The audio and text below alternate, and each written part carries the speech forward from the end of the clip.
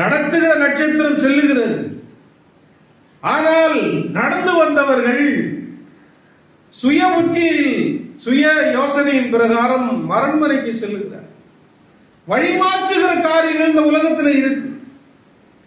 வழிமாறி சென்றதனால் அவர்கள் பல இடைச்சலுக்குள்ளாக அவர்கள் பயணம் பல இடையூறுகளுக்கு உட்படுத்தியது. அதனால் அந்த தேசத்தில் இருந்த 2 வயதுக்கு உட்பட்ட எல்லா குழந்தைகளும் மறிக்கும்படியான உத்தரவு பிறகு. ஆகவே சிறிது விலகினாலும் அது பெரிய அழிவை உண்டு பண்ணி அழிவுக்குரியதாக சென்றுவிடும். அதனால நம்முடைய பயணம் இறைவனை மாத்திரமே நோக்கியதாய் இருக்க வேண்டும்.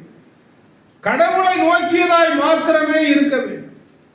வழிமாறி விட்டோம் என்று சொன்னால் அது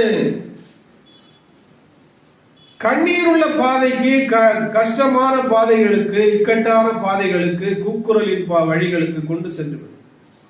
அங்கே பெத்லகேம் கூக்குரல் இடுகிறது. அது அருகில் இருந்த ரமாவிலே கேட்கப்பட்டது என்று வாசிக்கிறோம். அங்கிருந்து ஏறத்தாழ ஒரு 10 கிலோமீட்டருக்குள்ள இருக்கும். போட்ட கூக்குரல் அந்த ஊர்களுக்கு கேட்கிறது. சுற்று வட்டார 10 கிலோமீட்டர்.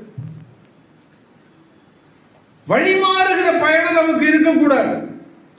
அவர்கள் சிறிது வழி மாறின பொழுது பெரிய தேசத்தில் கூக்குரல் உண்டானது.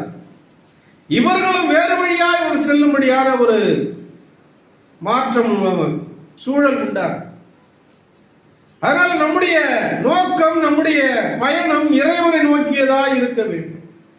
வழிமாறுகிற பயணம் இருக்கக்கூடாது. வழிமாற்றுகிற சிந்தனைகள் இருக்கக்கூடாது.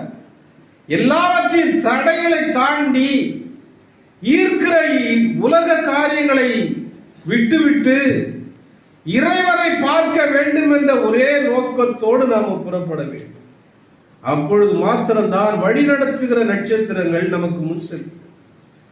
வணங்குகிற கடவுளை நாம் தரிசிக்க முடியும். அவரை கண்டு மகிழ முடியும். ஆகவே நம்முடைய பயணங்கள் உலகத்தை நோக்கி இருக்குமேயானால் அது பல இடையூறுகளுக்கு உட்படுத்திவிடும்.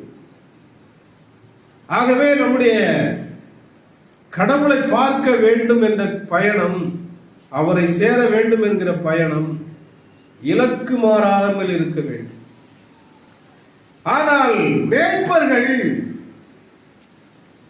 வழிமாற